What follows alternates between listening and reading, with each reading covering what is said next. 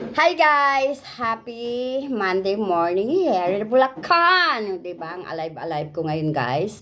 Kasi, nag-start na po ako mag-walking again. Thank you Lord. At ayan po, pawis na pawis tayo. Ka-walking tayo na medyo matagal guys. Kasi parang 1 week yata akong medyo nagpahinga lang. Wala lang, gusto ko lang magpahinga. Bakit ba? Ayan, ngayon nag-walking na naman po tayo guys. Pero wala pa, magpapasalamat pa muna tayo sa ating Panginoong may kapal.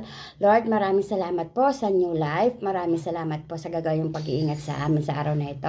Lalo na po sa mga pamilya ko, Lord, mga kapatid ko, mga pamangkin ko, mga kamag-anak ko, ingatan niyo po kami lahat sa araw na ito at kayo na po ang bahala sa amin sa buong maghapon. Hindi lang po kami, Lord. Siyempre, Lord, buong sambayanan, kayo na po ang bahala sa bawat isa sa lahat po na pumapasok sa araw na ito. Nawa, Panginoon, kayo ang kanila maging protector, maging guide, at ano man po orin trabaho, mayroon sila, Panginoon, yung gabay, ang iyong bigyan po sa nakalakasan, sa ano man po hamon ng buhay, Panginoon, ay alam ko, nandyan ka lagi sa gitna ng buhay nila. Thank you, Lord. Kulang po talaga ang pasasalamat para sa inyo. Okay guys, topic for today, wala lang, naisip ko lang kasi parang may nabasa lang po ako kagabi doon sa news na payag ba kayo na tanggalin yung purpose? 'Di ba? Sino ba member ng mga purpose po diyan, guys? Payag ba kayo na tanggalin na po 'yan ang purpose, guys? Payag po ba kayo? Pero ako hindi naman po ako member ng purpose talaga ano, pero noon way back noon para nag-try ako magpa-member. Ewan ko para hindi lang kasi ako natuloy noon eh. Pero para sa akin, ah ano ba para sa akin? Pero para sa akin kasi ang purpose po, hindi po ba para lang po yan sa mga mahihirap, para po yan sa mga bata, as is sa mga bata po talaga. Kasi ang nangyayari dahil noon, may mga nakilala din ako noon, na yung purpose na yan ay ginagamit lang po nila doon sa ano nila, sa kapritsyo nila. Minsan ang iba ginagamit pa sa hindi maganda, sa inom, sa sugal. Kumbaga, yung pera ng bata, hindi napupunta doon sa pag-aaral ng bata.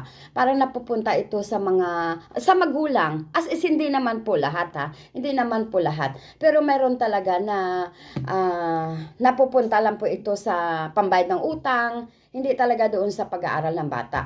Kasi nga alam ko, di ba parang kung ilan ang anak mo, kung 5 yung anak mo, 5 din yung member ng purpose, hindi ba? Parang i-member mo yung mga anak mo na yan. Tapos lahat sila ay may makukuha na sa pag-aaral nila. Siguro depende na lang po talaga kung yung ibang mga magulang noon ay nasunod talaga yung patakaran na yan na yung purpose na yan na para sa anak nila, ay talagang para sa anak nila, nakalaan. Pero may iba naman pa talaga na kasi mababasa mo rin naman na yung iba, marami din naman marami din naman nagpo-post no na yung iba, yun nga, ginagamit daw sa pang-sugal, ginagamit sa pang-inom, ginagamit pa nga sa sabong, yung parang mga ganon, di ba? Hindi na pupunta doon sa mga bata. At saka ang sinasabi nilang purpose para sa akin, hindi ba? Ang purpose na sinasabi po, para po yan sa may hirap. Pero may alam ako na member po ng purpose ay may kakayahan naman po sa buhay. Parang member nga ng purpose ay mayaman naman. Pero member sila ng purpose, di ba? Kasi parang mali naman, ano ba ang kategory na hinahanap po dyan? Basta lang ba kayo nagpa-member? Hindi nyo ba inalam yung estado ng buhay ng mga taong yan? Kung ito ba ay may kakayahan at hindi na po sila pwede sumama dyan sa purpose kasi nga kaya naman nila magpaaral sa kanilang mga anak. Pero ang nangyayari, minsan may mga kaya pa ang member ng purpose. Pero para sa akin, parang doon ako sa dalawa na tanggalin man siya, payag ako. Parang siguro tatanggalin siya and the 100%, ako papayag ako na tanggalin siya. Siguro mga 60% lang. Yung 40%, para may 10% talaga, no? Yung 40%, para nagaano din ako na wag siya tanggalin kasi nga, syempre maapektuhan naman yung talagang mga mahihirap na umaasa lang sa purpose yung pag-aaral na kanilang mga anak, 'di ba? Parang nandoon tayo sa dalawang kategory na yan na parang payag ka na hindi naman kasi nga maraming mahihirap yung maapektuhan kaysa doon sa mga taong iilan lang na hindi naman, 'di ba? Pero para sa akin, pag sinabing purpose para po sa mga anak nyo, kayo naman,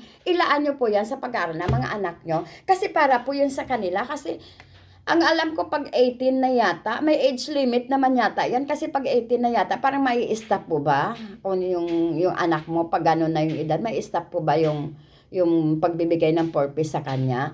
Pero para sa akin, yung mga nagpatupad yan ng purpose na yan, sana, ano nyo naman, alamin nyo naman kung yung taong na yan ay nararapat talaga. Hindi porke yun, ay kakilala ko. Hoy, ipasok mo nga sa purpose yung kakilala ko. Porke kakilala mo at yung nagpapatupad ng purpose ay may kamag-anak ka doon, pasok ka na.